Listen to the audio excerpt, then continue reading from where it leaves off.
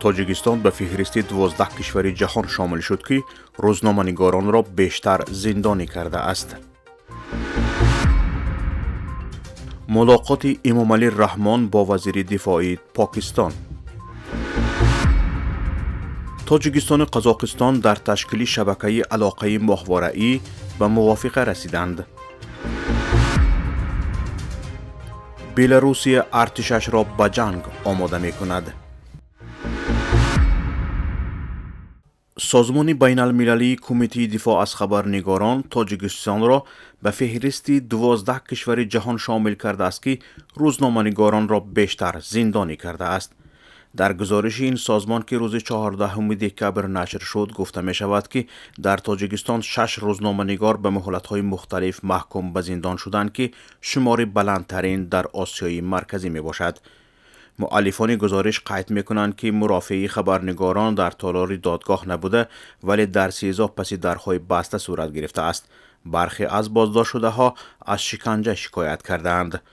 روزنامه‌نگاران و بلاگ نویسان تاجیک دلیری امامعلی، عبدالله غربتی، ذوقبک سید امینی، الفت خانم محمدشایه، محمدی سلطان و خوشروز جمایف به مهلت‌های گوناگون از آزادی محروم شده اند. آنها از جمله به پهن کردن معلومات بر دروغ، همکاری با سازمان‌های افراطی متهم شدند. خود روزنامه‌نگاران و نزدیکانشان این اتهامات را رد می‌کنند. برخی از سازمان‌های بین المللی برای رهایی روزنامه‌نگاران و بلاگرها دعوت کرده اند، اما جانب مقامات تاجیکستان این دعوت‌ها را پسند نکرده است.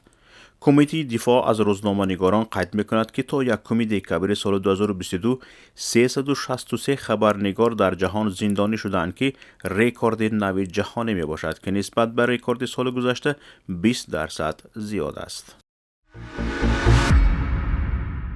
امامعلی رحمان رئیس جمهور تاجیکستان امروز 15 دکبر در اسلام آباد با خواجه محمد آصف وزیر دفاع پاکستان ملاقات کرد.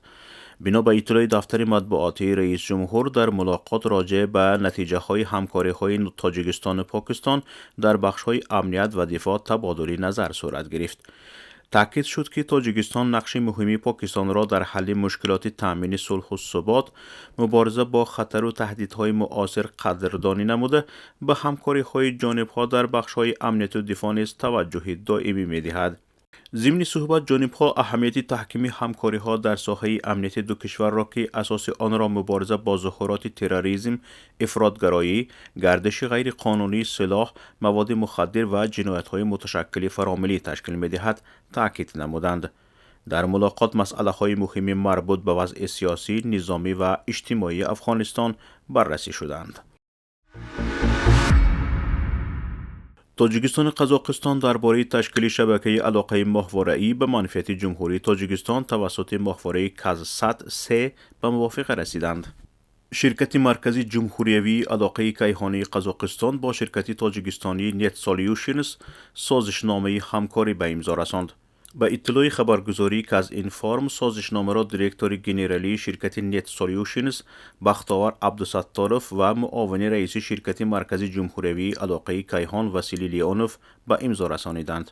تاکید شده است که شرکت قزاقستانی آماده است تا سال 2023 اقتدار ترانسپاندری کشتی کیهانی کازسات 3 را که در موقع مدار 58.5 درجه طول شرق جایگیر است پیشنهاد نماید.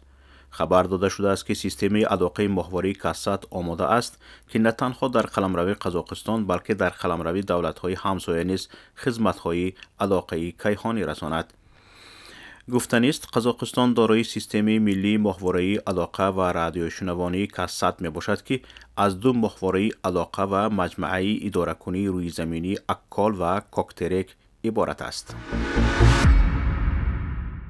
وزارت دفاع بلاروس روز سه‌شنبه اعلام کرد که بررسی اضطراری برنامه‌ریزی نشده آمادگی رزمی ارتش را آغاز کرده است. انتشار بیانیه وزارت دفاع این کشور نگرانی اروپای شرق را به احتمال ورود مستقیم مینسک متحدی نزدیک مسکو به جنگ اوکراین تقویت داد. این در حالی است که مقامات دولتی در بلاروس پیشتر تاکید کرده بودند که قصد ورود مستقیم به جنگ اوکراین را ندارند. در این بیانیه آمده است که ارتش بلاروس به دستور الکساندر لوکاشنکو رئیس جمهور این کشور آموزش‌ها و تمرین‌های فراگیر و همه‌جانبه را آغاز می‌کند. الکساندر والفوویچ دبیر کل شورای امنیتی بلاروس در این خصوص گفت نیروهای بلاروس در چهارچوب آزمایش‌های آینده عملیاتی چون پیشروی در فاصله‌های طولانی و مناطق ناآشنا از میدان تحت نظارت گرفتن اشیاء مختلف و انجام وظیفه‌های تاکتیکی و رزمی را تمرین خواهند کرد. باید گفت ارتش روسیه پیشتر از خاک بلاروس به عنوان پایگاه برای انجام عملیات نظامی و نیز پرتاب مشک و پهپاد به نقاط مختلف اوکراین استفاده کرده است. با این حال ارتش 45,000 نفری بلاروس هنوز به صورت مستقیم در تهاجم نظامی به خاک اوکراین با نظامیان مسکو مشارکت نکرده است. مسکو و مینسک ماه گذشته بر سر ایجاد یک گروه مشترک منطقه‌ای از نیروهای نظامی به توافق رسیدند و در نتیجه آن 9,000 سرباز در بلاروس مستقر شدند.